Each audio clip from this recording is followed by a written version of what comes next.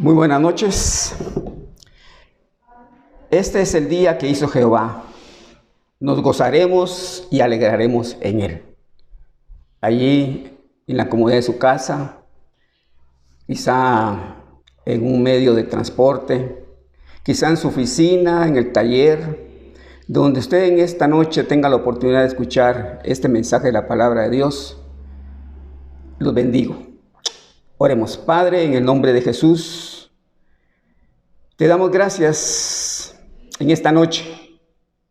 Podemos decir, Ebenezer, hasta aquí tú nos has ayudado.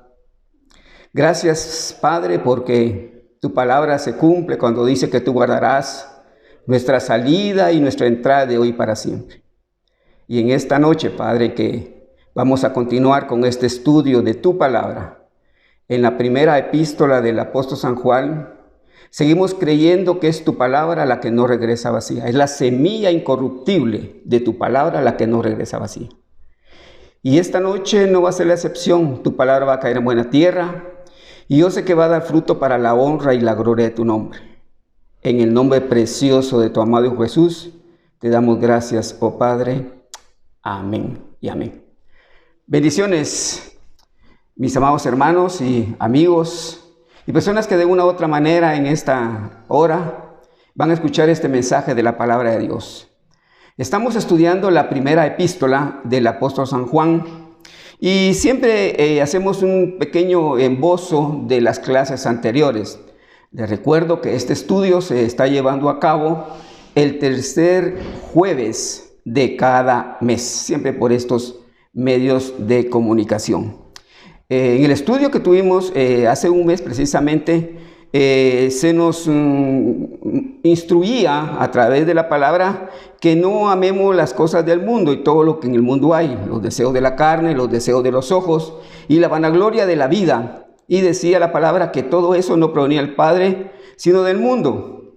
Y concluíamos con estas palabras que daba el gran reto en esa oportunidad. Y el mundo pasa y sus deseos, pero el que hace la voluntad de Dios permanece para siempre. Es interesante entonces cómo el apóstol Juan en esta epístola primera de Juan que estamos estudiando, y dijimos anteriormente en el inicio, hace varios tiempo atrás, de que era una carta que se iba pasando de iglesia en iglesia en lo que era en ese tiempo el Asia Menor, en lo que actualmente ahora conocemos como Turquía. En el estudio que nos lleva en esta noche vamos a estar estudiando en el capítulo número 2, los versículos del 18 al 28. Y entonces lo que vamos a ver en esta hora es que hay un momento en la vida, en el tiempo del apóstol Juan y en el tiempo que nosotros estamos viviendo, en que se debe de actuar con firmeza. En toda la historia siempre los seres humanos que se han rebelado han estado dentro de grupos. Quiere decir que siempre que las personas que se han rebelado contra instituciones, contra gobiernos, inclusive contra iglesias, siempre han pertenecido a ellos. Entonces vamos a estar viendo tres ejemplos, más o menos, dos de la palabra de Dios y uno a través de la historia, de cómo nos narra en el libro de Ezequiel. Yo le invito a que usted hable en el libro de Ezequiel. Vamos a estar leyendo textualmente el capítulo número 28, los versículos del 12 al 19.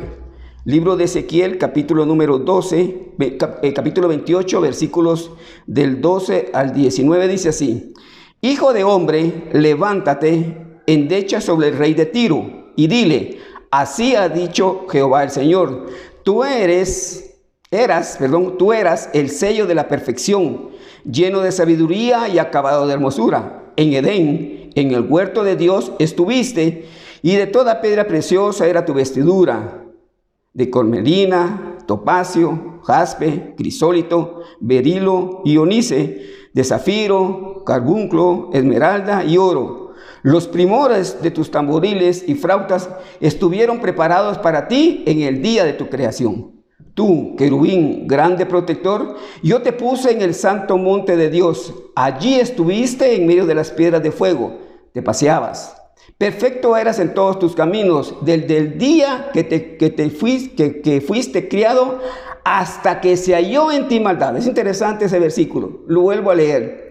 Perfecto eras en todos tus caminos, desde el día que fuiste criado hasta que se halló en ti maldad. A causa de la multitud de tus contrataciones, fuiste lleno de iniquidad y pecaste, por lo que yo te eché del monte de Dios y te arrojé de entre las piedras de fuego, oh querubín protector.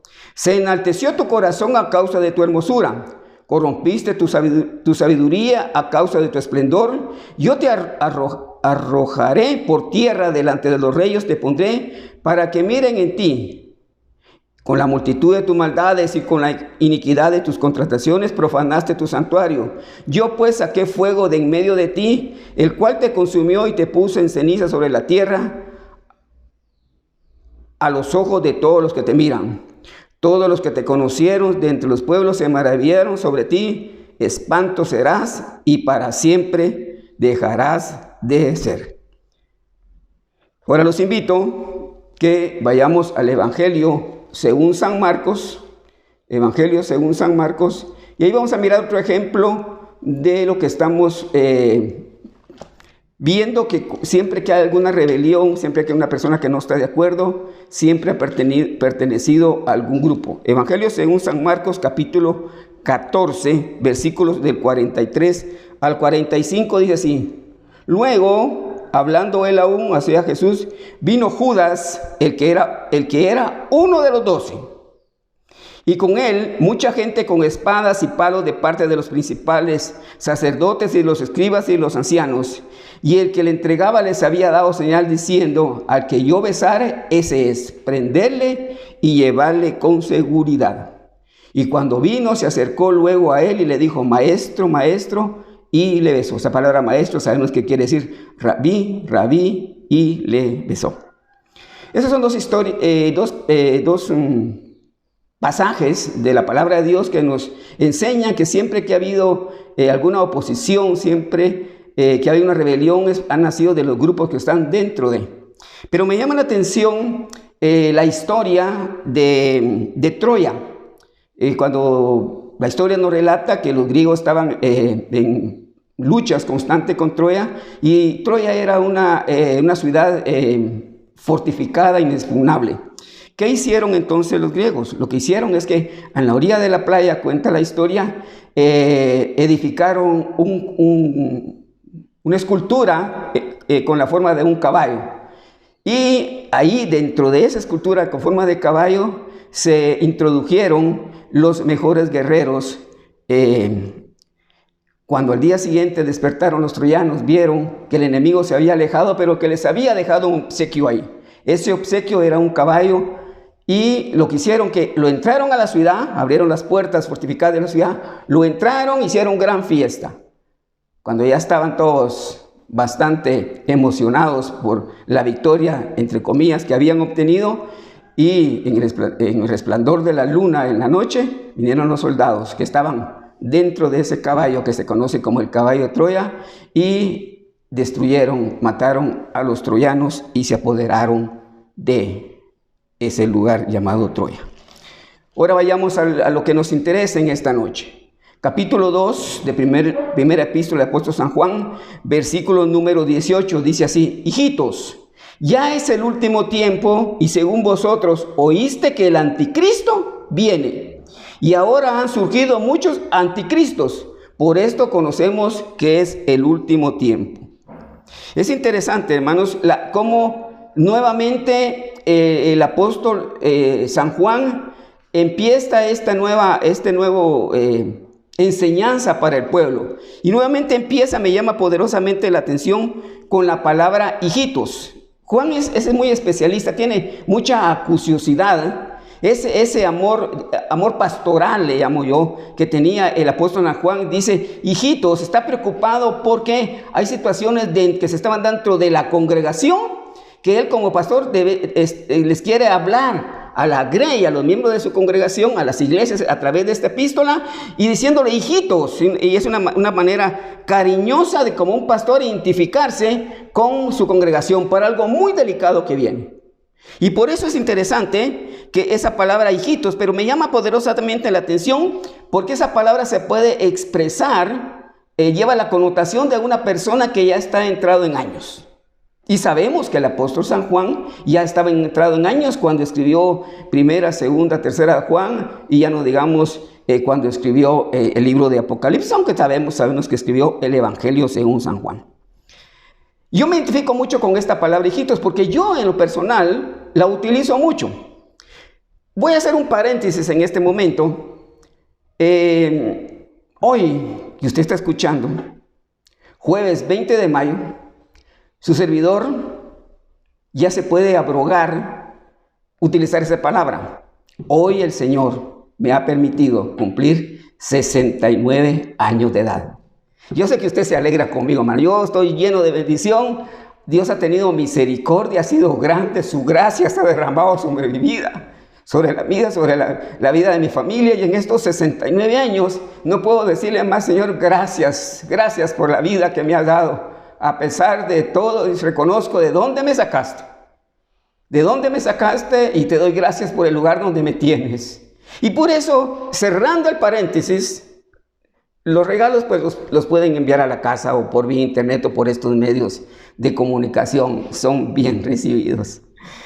Por eso es que yo también utilizo esa palabra. Quizá por los 69 años que el Señor me permite en este día, entonces ahora yo a muchas personas, jóvenes de nuestra congregación, vecinos en el lugar donde vivo, yo les digo, hijitos, ¿cómo estás, mijita? Las personas que van a la tienda, las personas que van a comprar las tortillas, las personas que van a los diferentes lugares, y yo digo, muy buenos días, mijita, buenos días, mijito, y me identifico con el apóstol San Juan en esta oportunidad. Entonces, aquí es interesante porque dice, hijitos, dice el apóstol San Juan, ya es el último tiempo, y este último tiempo, diciendo, bueno, ¿cuál es el último tiempo? Si siempre ya estamos en el último tiempo. El último tiempo en este pasaje de la epístola de San Juan lo tomamos desde el nacimiento de la persona de Jesucristo hasta su segunda venida. Ese es el marco de referencia cuando dice que este es el último tiempo. Y entonces viene, ¿y cuál es la preocupación? ¿Por qué? Porque oíste que el anticristo viene. Fíjese bien que dice el anticristo viene. Les está recordando algo que ellos ya habían oído, ya habían escuchado, pero ahora en ese tiempo del apóstol Juan, ya de una u otra manera, ya se estaba haciendo notar de una manera tremenda. El anticristo, ya se hacía, era muy conocido esas enseñanzas para él. Yo le invito a que usted vaya al Evangelio según San Mateo, en el capítulo número 24, versículos de 4 al 6. Evangelio según San Mateo, versículo 24, versículos del 4 al 6 dice, respondiendo Jesús les dijo, mirad que nadie os engañe con respecto a su segunda venida, porque vendrán muchos en mi nombre diciendo, yo soy el Cristo. Esos muchos que vienen diciendo, yo soy el Cristo, ese precisamente es el anticristo. Y a muchos engañarán, y oiréis de guerras y rumores de guerras, y mirad que no os turbéis, porque es necesario que todo esto acontezca, pero aún no es el fin. También le invito a que vaya a segunda de Tesalonicenses, en su capítulo número 2.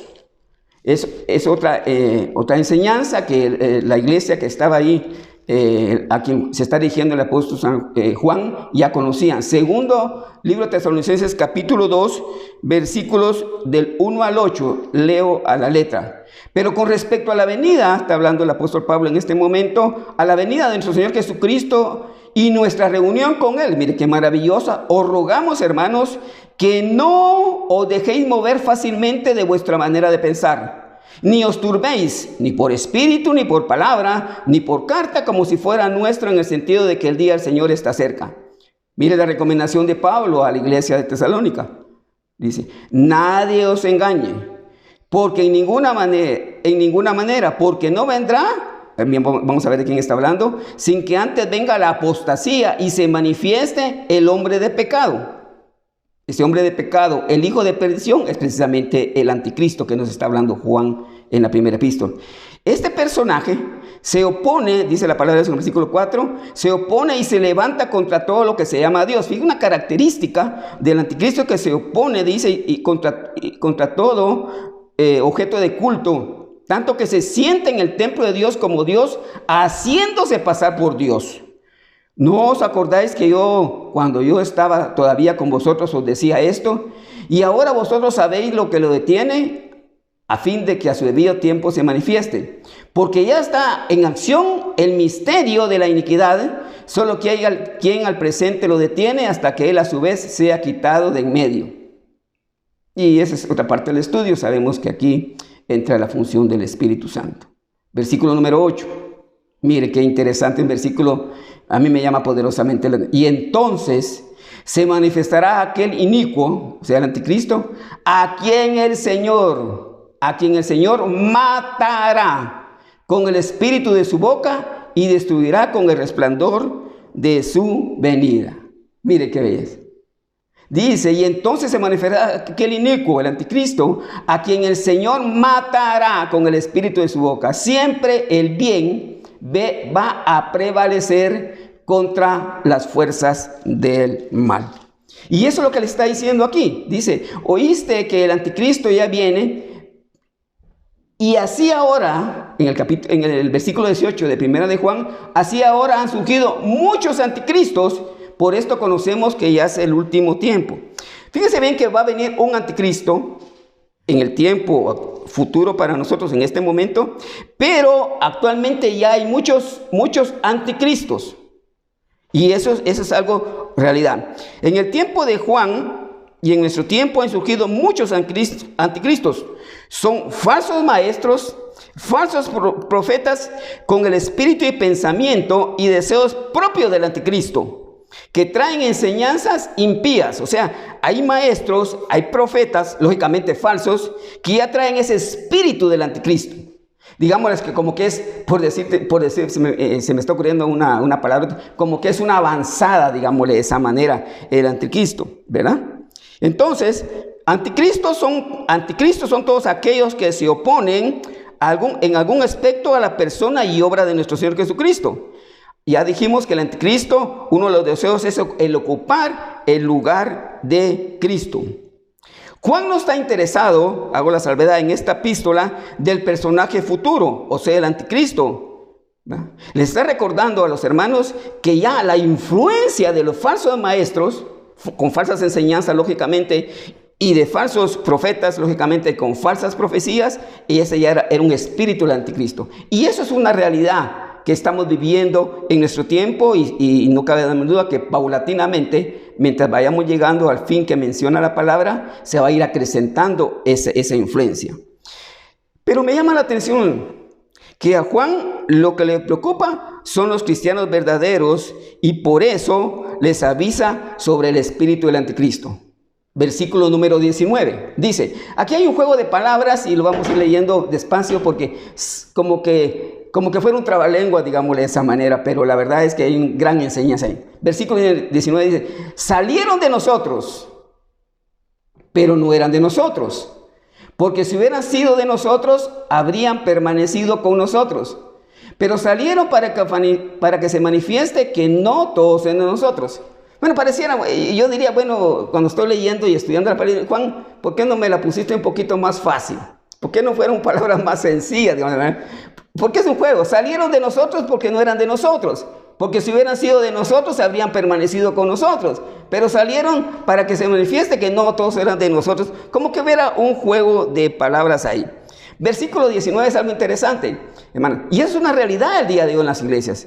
Hay personas que vamos a estar viendo que de una u otra manera han salido de las congregaciones. Fíjese bien, aquí hay algo que quiero que quede muy claro. No que los hayan sacado. No que los hayan sacado. Sino que dice que salieron de nosotros. Salieron de nosotros. ¿Por qué? No estuvieron lejos del cristianismo. Se sentaban quizá a la par suya en la congregación. En la misma banca, quizás asistían a los mismos cursos que se daban. Quizás cuando habían bautismos ahí estaban con todas las personas acompañando a las personas que se estaban bautizando. Que recibieron clases de las mismas personas que a ustedes les dieron clase. Aquí miramos que salieron de nosotros, fueron falsos profesantes que se hicieron pasar por verdaderos cristianos. Al decir que salieron de nosotros, estamos ya prácticamente a partir de ahora formando dos grupos. Un grupo de los que salieron, fíjense bien que no lo sacaron. Salieron y después vamos a ver por qué es que salieron. Salieron y otro grupo de los que se quedaron. O sea, los que salieron eran los que tenían el espíritu del anticristo. Y después vamos a ver por qué es que salieron. No lo sacaron, salieron, dice la palabra. Pero se quedó un remanente, por decirle así, ¿verdad? De verdaderos creyentes. Verdaderos creyentes, no solo creyentes profesantes. Ahora viene, ¿por qué salieron? Y eso es lo que me llama a mí poderosamente la atención. Porque salieron de nosotros, dice, porque no eran de nosotros. Porque si hubieran sido de nosotros, se hubieran quedado. Bueno, ahora miramos, salieron, hermanos, porque estos que tenían ese espíritu del anticristo, salieron porque no pudieron, no aguantaron las enseñanzas bíblicas que se escuchan en esta congregación. Salieron porque la iglesia, hermano, sabemos a la luz de 1 Timoteo capítulo 3, yo sí quisiera que lo leyéramos porque si lo dice la palabra y usted lo puede verificar ahí en su casa. 1 Timoteo capítulo número 3, versículos 14 y 15, dice así: esto te escribo, le está escribiendo Pablo a Timoteo, aunque tengo la esperanza de ir a verte pronto, para que sepas cómo debes de conducirte en la casa de Dios. ¿Qué es la casa de Dios? Que es la iglesia del Dios viviente. ¿Qué es la casa de Dios? Que sabemos que es la iglesia del Dios viviente. La iglesia es columna. ¿Y qué dice? Baluarte de la verdad. ¿Qué es una columna? Bueno, sabemos que una columna es parte de una estructura de un edificio que sostiene precisamente el edificio. ¿Qué es un baluarte? Baluarte es, digámosle, yo no sé si en otros países las palabras son el significado es diferente. Ves como una cenefa, como una marquesina que pone en relieve, digamos, está la columna y después como que pusiéramos un rótulo sobre una cenefa, digamos, que columna y baluarte, la verdad, aquí están las columnas, pero esas columnas lo que están soportando, digámoslo así, es que aquí en esta congregación, en esta iglesia, se está predicando y se está enseñando la verdad. Ese es el baluarte, lo que refleja, lo que sobresale, digámosle de esa manera. Entonces salieron. ¿Por qué? Porque no aguantaron las enseñanzas bíblicas que escuchaban en la iglesia, porque la iglesia es columna y baluarte de la verdad. ¿Y por qué? Porque cuando se enseñaba cristología, precisamente porque el anticristo quería ocupar el lugar de Cristo, y su cristología, o sea, la doctrina de nuestro Señor Jesucristo, está basado en la Biblia. Estos que salieron, ese que tenían el espíritu del anticristo, nada más evidenciaron que nunca habían tenido un nuevo nacimiento. Aquí se aprende de que Dios mismo es quien se encarga de limpiar su iglesia de lo que es falso. Hace la separación de lo que es falso y lo que es verdadero. Y eso me recuerda la parábola del trigo y la cizaña. Pero yo quisiera hacer dos observaciones que valen la pena tomar en cuenta. No debemos de confundir. También que hay personas, y aquí en nuestra congregación ha habido personas, que se han ido de nuestra congregación, pero que se han ido por diferentes motivos, no por motivos de tener esta influencia del anticristo.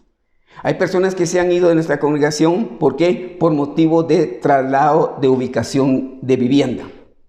Hay personas que se han ido a nuestra congregación, ¿por qué? Porque gracias a Dios los ha bendecido con otro mejor trabajo en otro sector del territorio donde nosotros vivimos. Pero estas personas, ¿cuál es la diferencia?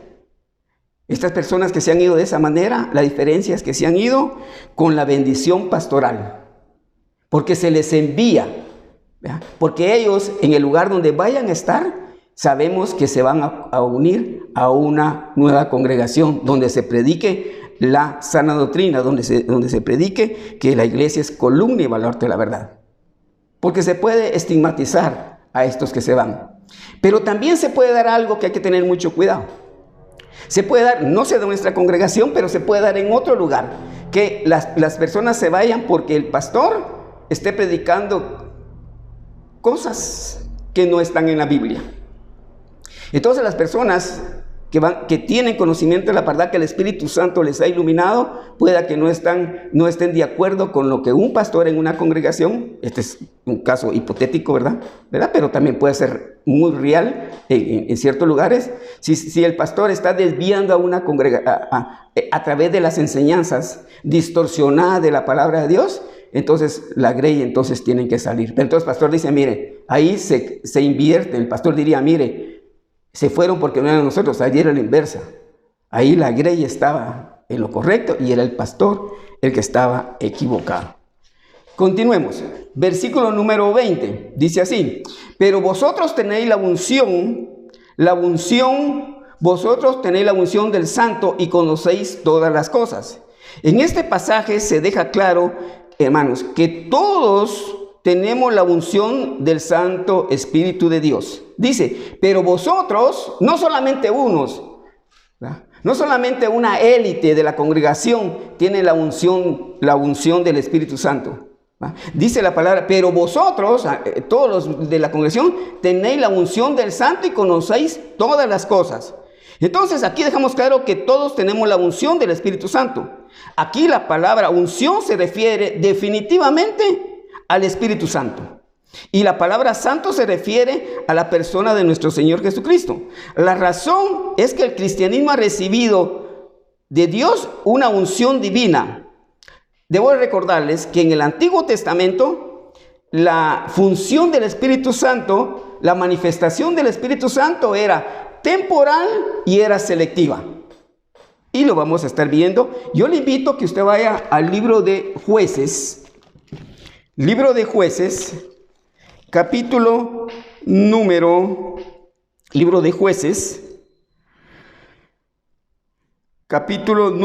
14. Y vamos a ir leyendo varios versículos. 14:6, aquí es el pasaje de Sansón. Sabemos que era época bien difícil y Dios levantaba hombres y en la manifestación del Espíritu Santo es lo que vamos aquí. Libro de los Jueces, capítulo 14, versículo número 1, para entender. Descendió Sansón a Timat y vio en Timat a una mujer de los hijos de los filisteos.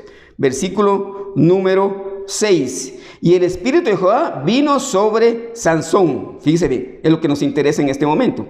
Y el Espíritu de Jehová vino Sansón, porque estamos viendo que en el Antiguo Testamento la manifestación del Espíritu Santo era temporal y selectiva. Entonces vino el Espíritu, y el Espíritu de Jehová vino sobre Sansón. Versículo número 19, siempre del capítulo 14. Y el Espíritu de Jehová vino sobre él, o sea, sobre Sansón.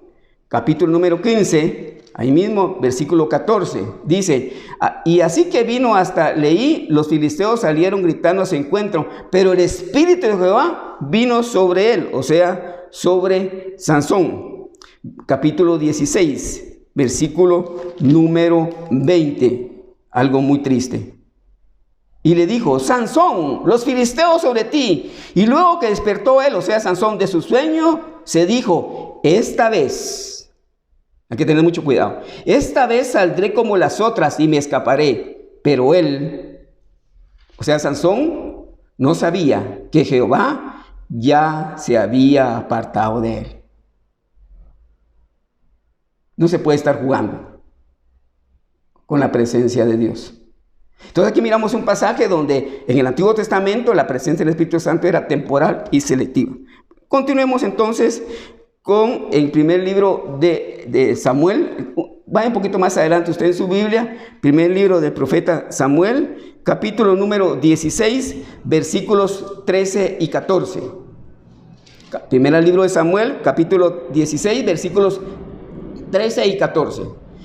Y Samuel tomó del cuerno del aceite y lo ungió, o sea, Saúl, en medio de sus hermanos. Y desde aquel día en adelante el Espíritu de Jehová vino sobre David. Se levantó luego, de David. Y de aquel día en adelante el Espíritu de Jehová vino sobre David. Se levantó luego Samuel y se volvió a Ramá. Entonces el Espíritu Santo venía y después se apartaba. David tuvo una experiencia también en el Salmo número 51, versículo 11, donde dice, no quites de mí tu Santo Espíritu. Sabemos que Jesús fue ungido por el Espíritu Santo. Isaías nos dice en el capítulo 61, versículo 1, y usted lo puede ratificar, el Evangelio según San Lucas, capítulo 4, versículo 8. Jesús prometió a todos los suyos, a todos nosotros, enviarles el Espíritu Santo después de su partida. Y entonces vayamos a el Evangelio según San Juan, capítulo número 14. Evangelio según San Juan, capítulo número 14, versículo 14. Dice así, hasta el 17. Evangelio según San Juan, capítulo 14, del 14 al 17. Y si algo pidieres en mi nombre, yo lo haré, está diciendo Jesús. Si me amáis, guardad mis mandamientos. Y yo rogaré al Padre y os dará otro consolador para que esté con vosotros para siempre. Ya no como en el Antiguo Testamento, sino que ahora la promesa es que cuando Jesús en este pasaje iba a enviar el otro consolador, que sabemos que es el Espíritu Santo, para que esté con vosotros para siempre. El Espíritu de verdad, o sea, el Espíritu Santo, al cual el mundo no puede recibir porque no lo ve ni le conoce, pero vosotros le conocéis porque habita con nosotros y estará en vosotros. Siempre ahí mismo, capítulo 14, vaya usted al versículo 26. Mas el Consolador, el Espíritu Santo, a quien el Padre enviará en mi nombre, Él, o sea, el Espíritu Santo, Él os enseñará. Eso nos va a servir ese versículo para más adelante. El Espíritu Santo nos enseñará todas las cosas y os recordará todo lo que yo os he dicho. Capítulo 15, versículo 26, siempre de Juan, o sea, dos hojas más adelantito. Dice así, pero cuando venga el Consolador, a quien yo enviaré del Padre, el Espíritu de verdad, el cual procede del Padre, Él dará testimonio de mí. Y el capítulo 16, siempre ahí casi en la siguiente hoja, versículo 7 dice, pero yo os digo la verdad, que os conviene que yo me vaya, porque si no me fuere el Consolador, o sea, el Espíritu Santo, no vendría a vosotros, mas si me fuere, os lo enviaré. De tal manera que a la luz de esos pasajes, la unción que estamos leyendo aquí en el versículo número 20 de la primera epístola del apóstol San Juan, no puede ser más que el Espíritu Santo.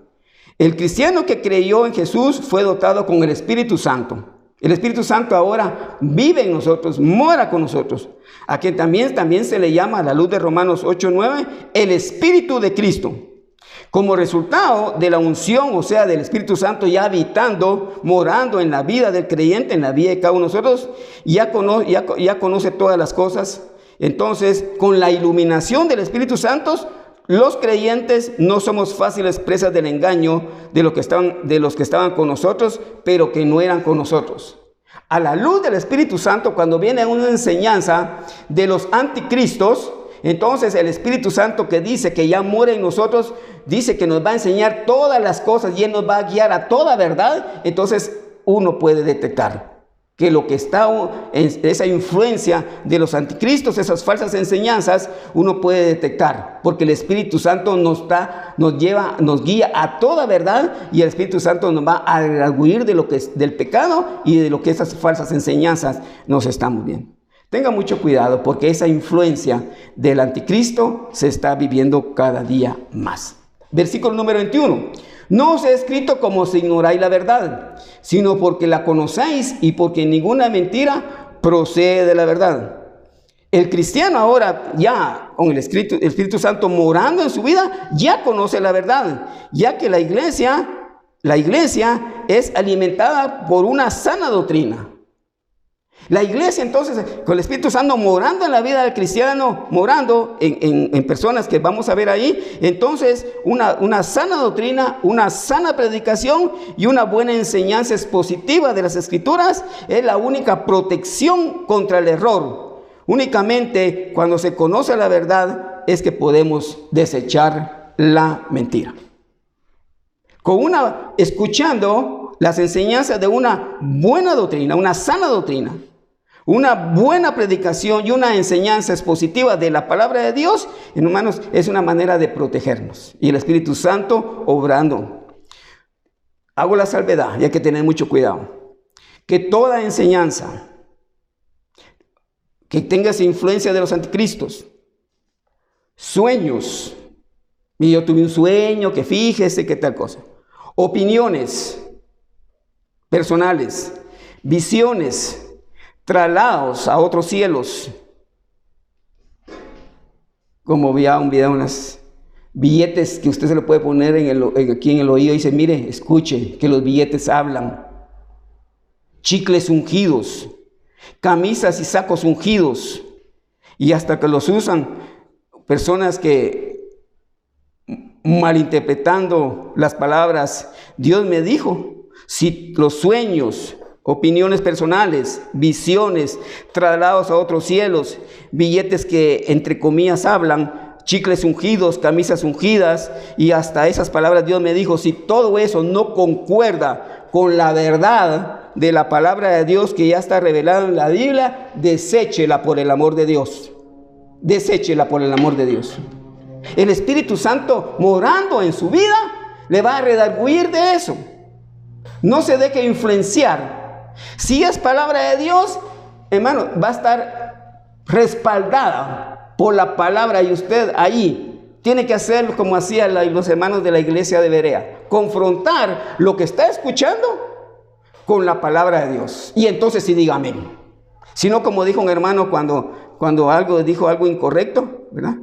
Una persona dijo, así como dice la Biblia, camarón que se duerme, se lo lleva la corriente. Y unos hermanos dijeron amén. Y la persona que había dicho dijo, hermano, deshágame ese amén, por favor. Eso no está en la Biblia. Que el camarón que se duerme se lleva la corriente, es un dicho, pero no es bíblico. Entonces, como dijo el hermano, a esas personas que habían respondido amén, hermanos, desécheme ese amén. Lo mismo le puedo decir yo en esta noche. Cuando usted escuche ese tipo de influencias de los anticristos, esas falsas enseñanzas, esas falsas predicaciones, y me llama poderosamente la atención que en estos días anteriores, 2-3 días antes, escuchábamos a través de un hermano de nuestra congregación una buena enseñanza donde él nos recomendaba, este domingo recién pasado, si no mal recuerdo, que hay que tener mucho cuidado con lo que uno escucha, y aún en las prédicas a través de estos medios de comunicación. Versículo 26, avancemos. ¿Quién es el mentiroso? Es una pregunta que se hace. ¿Quién es el mentiroso? Sino que el que niega, y ahí está la respuesta, sino que el que niega que Jesús es el Cristo, este es el anticristo, el que niega al Padre y al Hijo. Fíjense bien. Mire cómo se va desarrollando. Dice, la condición del mentiroso se manifiesta en negar que Jesús es el Cristo. Había una enseñanza en ese tiempo que negaba que el Espíritu Santo había venido sobre Jesús. Y decía, mire, María no fue llena del Espíritu Santo. Y el ministerio de Jesús, el anticristo decía, mire, la deidad no se puede manifestar en carne porque la carne es mala. Bueno, entonces lo que pasó, le enseñaban ellos, es que el Espíritu Santo vino sobre una persona que se llamaba Jesús cuando se bautizó. Y hay un versículo, y los evangelios dicen, y cuando Jesús se bautizó, dice, mira, aquí la Biblia dice que el Espíritu Santo vino sobre Jesús y se oyó una voz en los cielos, que este es mi Hijo amado, en quien tengo complacencia, y todo. Entonces decía, mire, el Espíritu Santo no estaba con Jesús que ustedes creen desde la concepción, desde que nació, sino que nada más vino en el momento del bautismo y se retiró en el momento de la crucifixión. Antes de que él muriera se retiró. Si tal enseñanza errática fuera así, en vano hubiera sido el sacrificio de Cristo. No tendríamos un Cristo, hermanos, que pagó el precio por cada uno de nosotros. Hay que tener mucho, esa es la influencia que estamos viendo aquí. Por eso es que dice, ¿quién es el mentiroso? Sino el que niega que Jesucristo es el Cristo. Este es el anticristo, el que niega al Padre y al Hijo. Y ahí miramos. También estos anticristos negaban la deidad, o sea que Jesucristo es Dios. Al negar esta verdad, niegan la relación con el Padre. Mire, hermano, es interesante. Dice, mire, es que no tiene nada que ver el Hijo con el Padre. Y ahora vamos a ver a la luz de la palabra, porque nosotros hemos dicho, tenemos, digámosle, el hábito, por decirlo así, de que si lo dice la palabra de Dios, lo que siempre hay en la primera epístola del apóstol San Juan, vamos a estar viendo varios versículos. Primera epístola, no nos vamos a menear de la primera epístola de apóstol. Capítulo número 1, versículo, aquí vamos a estar viendo y la base bíblica en contra de lo que esta persona decía, que ellos negaban al Padre y al Hijo. Capítulo 1, versículo 2. Porque la vida fue manifestada y la hemos visto, y testificamos y os anunciamos la vida eterna, la cual estaba, fíjense bien, anunciamos la vida eterna, dice, la cual estaba con el Padre y se nos manifestó. Está hablando de Jesucristo en la vida eterna, el cual estaba con el Padre. Versículo número 3. Lo que hemos visto y oído, ahí está. Esto os anunciamos para que también vosotros tengáis comunión con nosotros, y nuestra comunión verdadera es con el Padre y con su Hijo Jesucristo, desvirtuando la enseñanza de la influencia de los anticristos. Capítulo 2, versículo 1. Hijitos míos, estas cosas os escribo para que no pequéis, y si alguno hubiera cometido pecado, abogado tenemos con el Padre. Fíjense bien, abogado, estamos hablando de Jesucristo, para con el Padre, a Jesucristo el justo. Versículo número 23, que es el que estamos viendo. Todo aquel que niega al Hijo, tampoco tiene al Padre. El que confiesa al Hijo, tiene también al Padre. Versículo 24. Lo que habéis oído, o sea, versículo 24, lo que habéis, 2:24, lo que habéis oído de principio permanezca en vosotros. Si lo que habéis oído de principio permanece en vosotros, también vosotros permanecéis en el Hijo y en el Padre. Capítulo número 3, capítulo 4, versículo 3. Y todo espíritu, escúcheme bien, y todo espíritu que no confiesa que Jesucristo ha venido en carne, que es el argumento de los anticristos y del anticristo, y todo espíritu que no confiesa que Jesucristo ha venido en carne, no es de Dios. Y este es el espíritu del anticristo, el cual vosotros habéis oído que viene y que ahora ya está en este mundo. 4:14 dice así: y vosotros y nosotros hemos visto y testificado que el Padre ha enviado al Hijo, el Salvador del mundo. Versículo número 15. Y todo aquel que confiesa que Jesús es el Hijo y todo aquel que confiesa que Jesús es el Hijo de Dios, Dios permanece en él y él con Dios.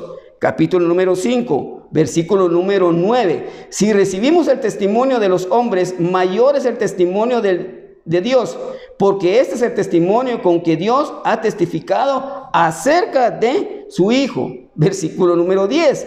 El que cree en el Hijo de Dios tiene el testimonio en sí mismo. El que no cree a Dios le ha hecho mentiroso, porque no ha creído en el testimonio que Dios ha dado acerca de su Hijo. Mire, versículo número 11.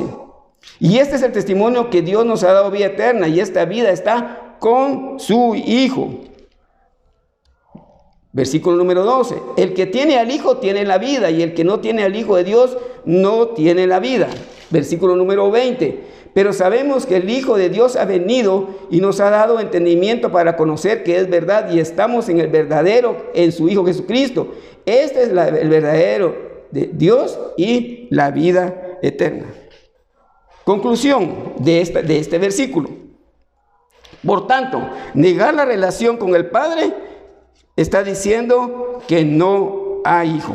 Estos mentirosos anticristos no solo niegan que Jesús sea Cristo y con ello niegan su deidad, sino juntamente niegan al Padre, de modo que negar al Hijo es también negar al Padre. Regresemos a 1 de Juan capítulo 2, solo que ahora en el versículo número 23. Dice así: todo aquel que niega al Hijo tampoco tiene al Padre. El que confiesa al Hijo tiene también al Padre. ¿Qué miramos aquí? No hay posibilidad de tener comunión con el Padre si no es por medio de su Hijo Jesús. ¿Quiere verlo usted? Mateo capítulo 10. Evangelio según San Mateo capítulo 10, versículo número 32. 10:32. Dice así: a cualquiera pues que me confiese delante de los hombres, yo también le confesaré delante de mi Padre que está en los cielos. No hay posibilidad de tener comunión con el Padre si no es por medio de su Hijo. Sabemos que el único camino al Padre es a través de Jesucristo. Juan 14:6, un versículo que usted conoce, dice: yo soy el camino, la verdad y la vida, y nadie viene al Padre si no es por mí. El que niega al Hijo está negando al Padre. Y el que confiesa al Padre está confesando al Hijo. Ya que confesar al Hijo es creer que Jesús es Dios. Y eso es una doctrina básica, fundamental en nuestra amada congregación. Versículo 24. De primera epístola que estamos viendo del apóstol San Juan, capítulo 2, versículo. Lo que hemos oído desde el principio, dice, permanezca en vosotros.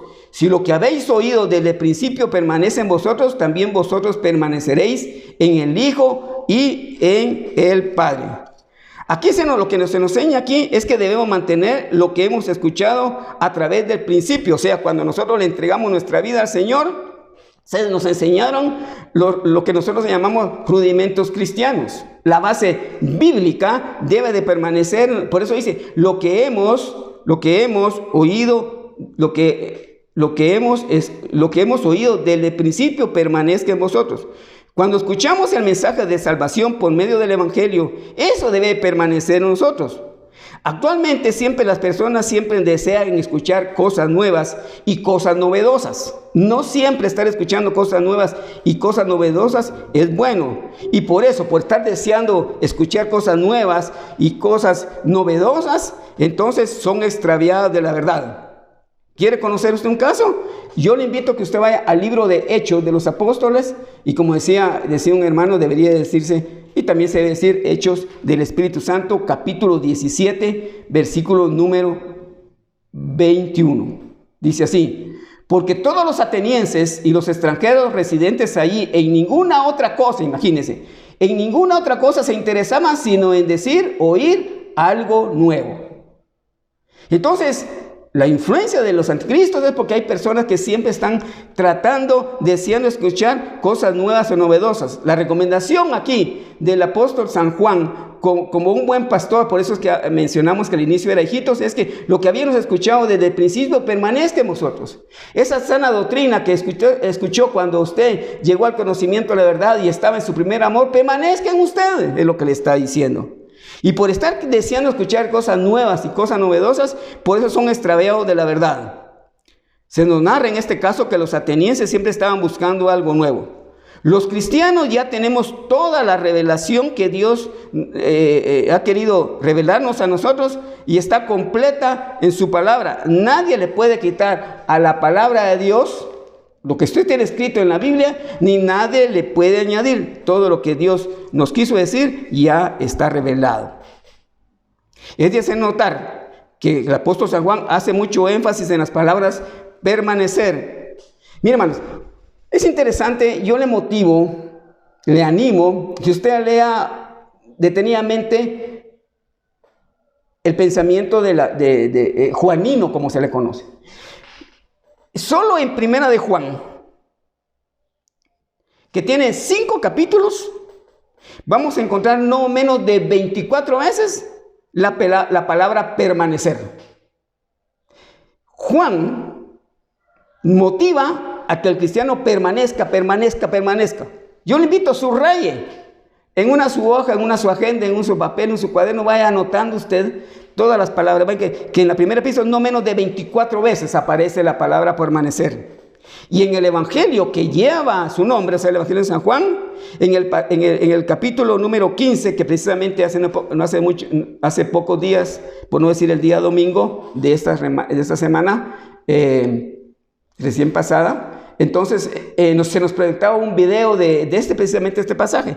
Y en el evangelio, en ese capítulo 15, del que se conoce como el pasaje de la vida verdadera, aparece esa palabra permanecer no menos de 10 veces, solo en un capítulo. Permanecer en lo que habéis oído del principio equivale a permanecer en la palabra pura que escuchamos cuando entregamos nuestra vida al Señor. Y esa palabra debe ser sin adulterar. Versículo número 15. Y esta es la promesa que Él nos hizo, la vida eterna. Miren, hermano, aquí hay algo maravilloso. Aquí lo que el apóstol San Juan nos recuerda es que la promesa que Jesús nos dio es la vida eterna, hermano. Ese es un regalo maravilloso. Por eso el estudio de hace un mes concluía que no amemos las cosas del mundo, porque esto pasa. Jesús lo que nos promete, hermanos, es vida eterna. Y lo quiere usted leer, vayamos al Evangelio según San Juan, pasajes muy conocidos para usted, capítulo 3, versículo 16, que usted lo conoce muy bien, porque de tal manera amó Dios al mundo, que ha dado a su Hijo unigénito, para que todo aquel que en Él cree no se pierda, mas tenga vida eterna. Mire qué bendición. La promesa de Jesús para nosotros es vida eterna. Sin que en el capítulo 3, versículo 36 dice, el que cree en el Hijo tiene vida eterna. Mire, gloria a Dios por eso. Pero el que rehúsa creer en el Hijo no verá la vida, sino que la ira de Dios está sobre él. Capítulo 5, versículo número 24. Dice así: de cierto os digo, el que oye mi palabra y cree al que me envió, tiene vida eterna y no vendrá a condenación, mas ha pasado de muerte a vida. Versículo número 40, dice así: y no queréis venir a mí para que tengáis vida, o sea, vida eterna. 11:25, siempre del Evangelio según San Juan. Aquí lo que estamos viendo es la promesa de Él para nosotros. 11:25 dice así: les dijo, yo soy la resurrección y la vida. El que cree en mí, aunque esté muerto, vivirá. Cualquier promesa temporal, mi amado hermano, que escuchen en nombre de Jesús, usted debe de confrontarle que lo que Él nos prometió a nosotros es vida eterna. ¿Se recuerda? No nos prometió una vida sin problemas. Jesús dijo, en el mundo tendréis aflicción, pero confiad, yo he vencido al mundo. No estamos exentos de enfermedades, pero sabemos que Él llevó nuestras enfermedades. No estamos exentos de enfermedades. Siempre miramos en la Biblia, miramos el caso de Job, Pablo mismo, la suegra de Pedro se enfermó. Y entonces miramos. Nunca se nos prometió ausencia de problemas. Lo que sí se nos prometió es un acompañamiento en medio de los problemas, en medio de las vicisitudes, en medio de las tristezas. Todos nosotros, de una u otra manera, en diferente época del año, tenemos situaciones, hermanos, que agobian nuestra vida, que van mermando nuestras fuerzas físicas y mentales. Pero una convicción debemos de tener. Jesús dijo, yo voy a estar con vosotros todos los días de su vida. Esa promesa en medio del conflicto, ese sentir la presencia de Dios, en medio de una situación tan lamentable, humanamente hablando, como es la partida de un ser querido, que no hace estos meses, estos días anteriores, nuestra congregación ha sufrido precisamente en días no muy lejanos, la partida de 3 hermanas de nuestra amada congregación. No quiero mencionar los nombres porque sería desmerecer, pero la verdad es que han dejado huella en la vida de cada uno de nosotros. Pero la presencia de Dios ha estado sobre la vida de cada uno de las familias. Los que habían salido de la iglesia, que mirábamos en el versículo número 19, no permanecieron en lo que habían sido enseñados desde el principio, sino que se fueron extraviando, y por eso es que salieron. Versículo número 26, y vamos a ir concluyendo. Os he escrito esto, dice, os he escrito esto sobre los que os engañan. Juan estaba preocupado, hermano, no tanto por la venida del anticristo que en el futuro, y ya no estaba preocupado tanto en los que habían salido, sino que ahora la preocupación es de los que se habían quedado. Por eso dice que los escribe para las personas que los estaban engañando. Entonces Juan estaba preocupado como buen pastor porque sus hijitos no escuchen las falsas enseñanzas o los falsos mensajes de esta influencia de los anticristos, ya que el único propósito de estos mensajes, de esas falsas enseñanzas, es desviar de la verdad a los verdaderos cristianos. Como un pastor que cuida a sus ovejas, como un padre que cuida a sus hijos. Versículo 27. Pero la unción que vosotros recibiste de Él permanece en vosotros, Y no tenéis necesidad de que nadie os enseñe, así como la unción misma os enseña las cosas, y es verdadera y no es mentira, según ella nos ha enseñado, permaneced en él. Miren, hermanos, la única protección que tiene el creyente verdadero, tiene contra los falsos maestros, es la unción del Espíritu Santo. La presencia del Espíritu Santo es, como hemos visto, es permanente. Estará el Espíritu Santo con vosotros y morada, y el Espíritu Santo hizo morada con nosotros, ¿verdad? Es permanecer, el Espíritu Santo permanece. Pero el Espíritu Santo, hermanos, ahora ya no puede irse como en el Antiguo Testamento, pero sí la Biblia nos enseña que el Espíritu Santo se puede entristecer a causa de el pecado que habita en nosotros. Por eso la motivación, hermanos, es en lo que humanamente podamos, no pequemos. Es una instrucción. Debido a la presencia del Espíritu Santo en la vida del creyente verdadero, leemos que no tiene necesidad, dice este pasaje, de que nadie los enseñe. Se refiere de que nadie los enseñe de los falsos maestros. Hay que tener mucho cuidado en ese pasaje. Pero la unción dice, pero la unción que vosotros recibiste de él permanece en vosotros, y no tenéis necesidad de que nadie os enseñe.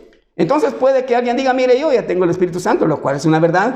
El Espíritu Santo muere en vosotros, yo no tengo necesidad entonces de ir a la iglesia, de escuchar mensajes, de ir a pedir consejos de palabra de Dios, de sabiduría a través de pastores de nuestra amada congregación, porque yo no tengo necesidad de que nadie me enseñe nada. Hay que tener mucho cuidado con la interpretación de ese pasaje.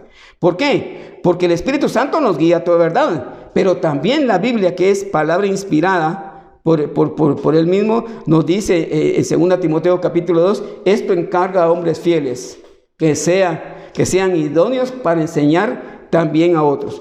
En la iglesia, en nuestra amada congregación, hay hombres fieles que deben enseñar también a otros.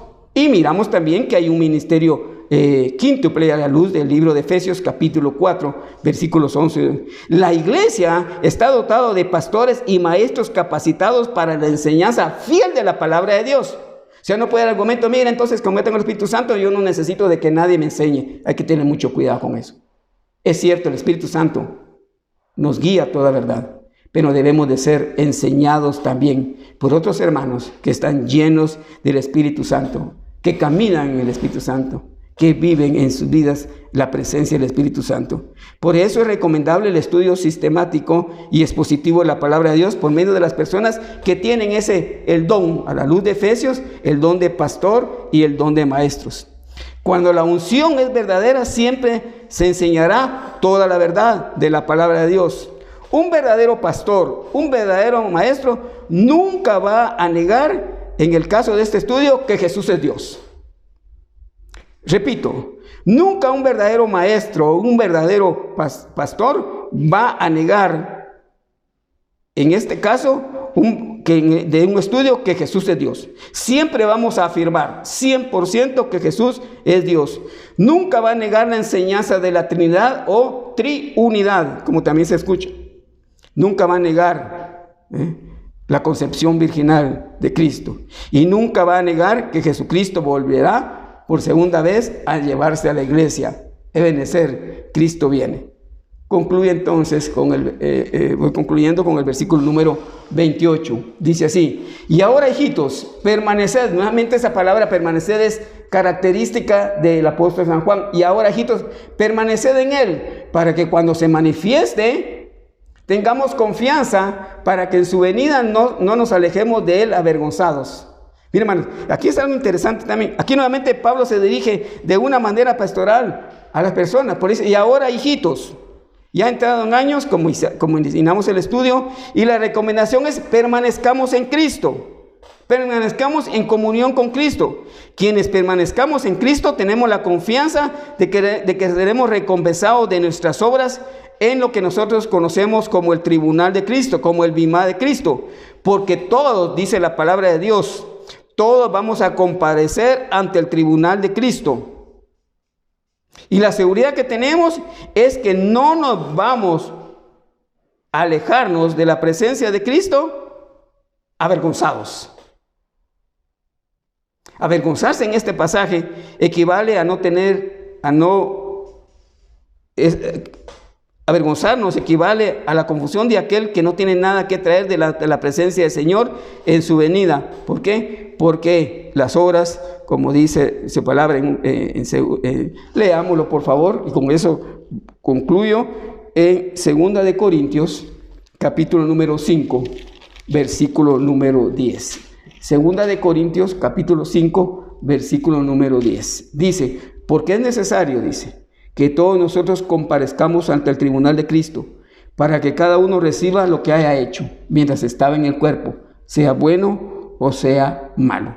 Y mire lo que dice 1 de Corintios, regrese un poquito por favor, 1 de Corintios, capítulo número 3, versículos 13 al 15, dice así: la obra de cada uno se manifestará, porque el día la declarará, pues por el fuego será revelada, y la obra de cada uno, sea cual sea, el fuego la probará. Si permaneciera la obra de alguno que sobreedificó, recibirá recompensa. Y si la obra de alguno se quemare, sufrirá pérdida. No la pérdida de la salvación, sino que la pérdida de la recompensa. Si bien él mismo será salvo, así como con fuego. Entonces, la recomendación que nos da en este versículo final de esta parte del estudio, Juan dice: ahora, hijitos, permanezcan en Él, permanezcan en Cristo. Se los encargo con palabras más amorosas. Pero cuando Cristo se manifieste, tengamos la confianza en ese tribunal, hermanos, en esa segunda venida y en ese momento inolvidable, especial para nosotros, que no nos vamos a alejar de la presencia de Dios avergonzados. Concluyo con esto. He de hacer mención que la primera vez que llegamos cuando llegamos a Cristo, nuestra permanencia en Él no dependió de nosotros. Fue por su soberana voluntad.